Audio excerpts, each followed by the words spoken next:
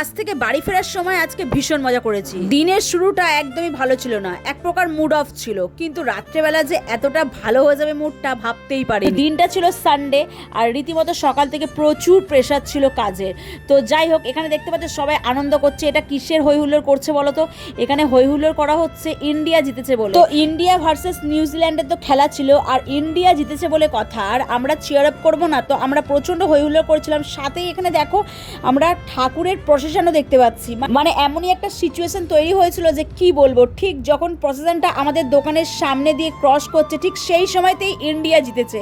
তো এত ভালো একটা সময়। আর এইদিকে দেখো ঠাকুরের জন্য যারা আসছে প্রসেশনে তারা তো আনন্দ করছেই, ব্যান্ড পার্টি বাজাচ্ছে। উল্টে আর একদিকে কিন্তু আর এক পার্টি ইন্ডিয়া জিতেছে বলে প্রচণ্ড হই হুল্লোড় করছে, বড় পতাকা নিয়ে একদম ওড়াচ্ছে। তো ভীষণ ভীষণ এনজয় করছিলাম আমরা। ইন্ডিয়া জিতেছে এর খুশিটা তো ছিলই, আর রাজরাজেশ্বরী ঠাকুরটা দেখে খুশিটা যেন ডবল হয়ে গেল।